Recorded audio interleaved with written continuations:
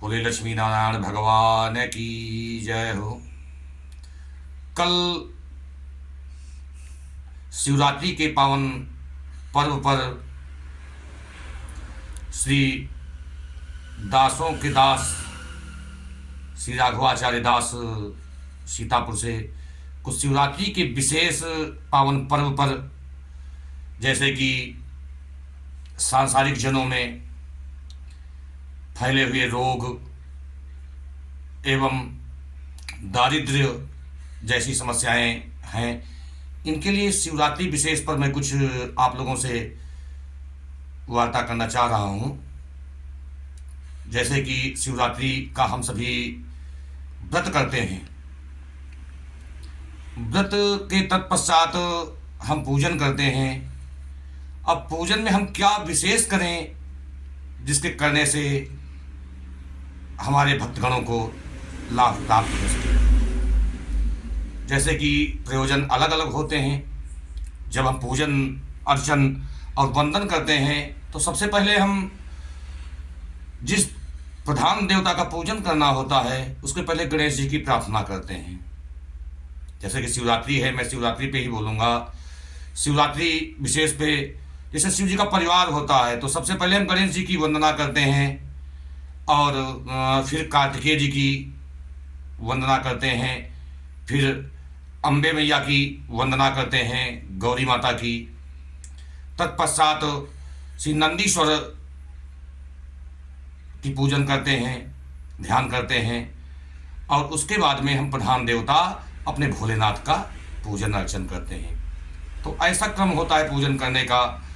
अब इसमें विशेष क्या करना है कल शिवरात्रि विशेष पे, जैसे कि आप रोग से आपको मुक्ति नहीं मिल पा रही है तो रोग से मुक्ति पाने के लिए आप जैसे पूजन करते हो करें, लेकिन कुछ विशेष करें। ये प्रार्थना है आप लोगों से। जैसे कि जब आप पूजन करने मंदिर में जाते हैं तो सर्वप्रथम तो आप घंटी बजाइए। घंटी बजाने से जो है वो एक हाजिरी लग जाती है आपकी। घंटी बजी कि आपकी हाजिरी लग गई, आपने हाजिरी लगाई। तत्पश्चात गणेश जी का पूजन अर्चन करें और जो क्रम बताया है उसी क्रम से गणेश जी हैं, कार्तिकेय जी हैं, यानी शिव के अर्थात पूरे परिवार का पूजन करें। सबसे लास्ट में भोलेनाथ का पूजन करें। पूजन विशेष ये है कि यदि आपको रोग से मुक्ति नहीं मिल पा रही है तो आप अपने घर से 11 काली मिर्च के दाने लेकर के जाएं। 11 काली मिर्च के दाने ओम सांब सदाशिवाय नमः, यह पंचाक्षर मंत्र नमः शिवाय का जप करते हुए वो 11 दाने शिव जी के शिवलिंग पे चढ़ाएं, भोले बाबा के शिवलिंग पे चढ़ाएं। तत्पश्चात तब पूजन अर्चन सबसे पहला काम यही करें। तत्पश्चात ध्यान के बाद में यदि आपको ध्यान नहीं आता है तो कोई मंत्र की आवश्यकता नहीं। यदि आप मंत्र नहीं बोल पाते हैं या बोलते हैं तो गलत हो जा रहा है तो आपको मंत्र बोलने की आवश्यकता नहीं है। केवल आप बस इतना ही प्रार्थना कर लीजिए, ओम सांब सदा शिवाय नमः, ओम सांब सदा शिव परिवाराय सांब सदा शिवाय नमः। ऐसा भी बोल सकते हैं आप।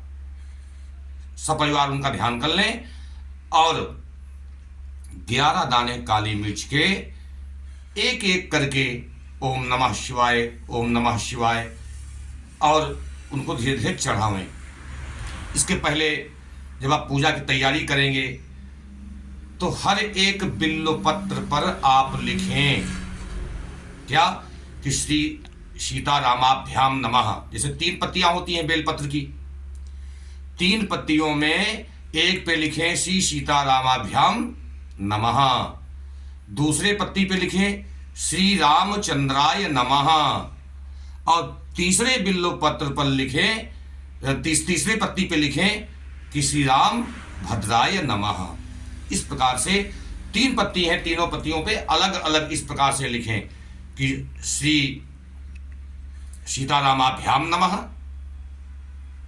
श्री दूसरी पत्ती पे श्री रामचंद्राय नमः और तीसरी पत्ती पे श्री राम भद्राय नमः।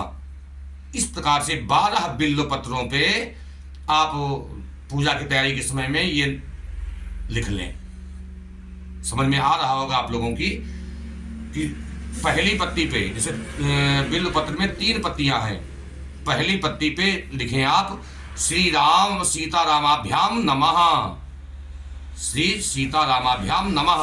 और दूसरी पत्ती पे लिखें श्री रामचंद्राय नमः, और तीसरी पत्ती पे लिखें श्री रामभद्राय नमः। इस प्रकार से लिख लें। फिर शिव जी के ऊपर काली मिर्च एक एक करके जो बताया है, ओम नमः शिवाय, ओम नमः शिवाय, ओम नमः शिवाय, इस प्रकार का जाप करते हुए 11 काली मिर्च के दाने शिव जी के ऊपर एक एक करके चढ़ावें। उसके बाद में फिर जलाभिषेक करें, जल से अभिषेक करें, जल की धारा शिवलिंग के ऊपर छोड़ें। जल धारा छोड़ने के तत्पश्चात एक कलावा बांधें, वस्त्र कलावा बांधें। और कलावा बांधने के बाद में फिर अलग अलग चीज़ों से भोलेनाथ का अभिषेक करें। जैसे सर्वप्रथम दूध से अभिषेक करें, उसके बाद में दही से करें, फिर घी से करें, घी चढ़ावें, फिर शहद चढ़ावें, और फिर शर्करा अर्थात चीनी चढ़ाएं। चीनी चढ़ाने के बाद में फिर शुद्ध गंगा जल से शुद्धोदक स्नान करावें शिवलिंग को। और उसके बाद में फिर क्रमशः उनको वस्त्र पहनावें। वस्त्र पहना करके मंत्रों की आवश्यकता नहीं है, मन में बस सिर्फ जाप करते रहें। यदि आपको कुछ भी नहीं आता है तो मंत्रों का कोई जाप न करें। ओम नमः शिवाय, ओम नमः शिवाय, इस प्रकार से पंचाक्षर मंत्र का आप जो है जाप करते रहें। इन 5 चीज़ों से अभिषेक करने के बाद में फिर शुद्धोदक स्नान करवा दें गंगा जल से। गंगा जल से स्नान कराने के बाद में जो भी सामग्री आप लेके गए हैं, जो सामग्री विशेष थी, काली मिर्च हमने बता दिया आपको, इसके अलावा वस्त्र पहनाएं। वस्त्र के बाद में यज्ञोपवीत पहनाएं शिवलिंग को। यज्ञोपवीत के पश्चात चंदन लगावें, त्रिपुंड बनावें भोलेनाथ के शिवलिंग पर। तत्पश्चात मदार है, धतूर के पुष्प हैं, मदार के पुष्प, धतूर के पुष्प और समीपत्र चढ़ावें। फिर बिल्वपत्र, जो 12 आपने बिल्वपत्र लिखी है, श्री सीतारामाभ्याम नमः, श्री रामचंद्राय नमः, श्री रामभद्राय नमः, वो लिखे हुए 12 बिल्वपत्र एक एक करके ओम नमः शिवाय का पंचाक्षर मंत्र का जाप करते हुए और भोलेनाथ के ऊपर चढ़ावें। फिर अन्य पुष्प भी, गुड़हल का पुष्प वर्जित होता है चढ़ाना शिव जी के ऊपर। गुड़हल पुष्प के अलावा जो भी पुष्प हों वो पुष्प चढ़ावें। धतूर का फल चढ़ावें, बेल का फल चढ़ावें और यथाशक्ति भोग लगावें। धूप तो पहले लगानी ही है, धूप लगाने के बाद में भोग लगावें। और विशेष में गन्ना, इच्छुरस जो होता है, गन्ना चढ़ावें, गन्ने का बना के गिंडी चढ़ावें, बेर फल चढ़ाएं। इस प्रकार से जो जंगली फल हैं वो भोलेनाथ को बहुत प्रिय हैं। इस बेर वो चढ़ा के, बेर चढ़ाने के तत्पश्चात आप उनको यथाशक्त नैवेद्य प्रदान करें। नैवेद्य में फल है, पुआ है, पकवान है, खीर है, जो भी हो वो आप उनको समर्पित करें और उनका भोग लगाएं। भोग लगाने का मंत्र यदि नहीं आता है तो आप मन में केवल आंख बंद करके थोड़ी देर के लिए ओम नमः शिवाय का जाप करते रहें और आपका भोग भोलेनाथ स्वीकार कर लेंगे। इसके अलावा यदि आप पूर्णतः केवल रोग के लिए ही करना चाहते हैं तो तीर्थ के जल से या कुशोदक से, कुशोदक अर्थात कुश के रस से अभिषेक करें। वो विशेष है। तो इस प्रकार से शिव जी की का आराधन पूजन करें, उनकी आरती करें, यथाशक्ति दक्षिणा द्रव्य चढ़ावें और शिवरात्रि के पावन पर्व को बड़े ही धूमधाम से मनावें। बोले शंकर भगवान की जय, उमापति महादेव की जय, गणेश भगवान की जय।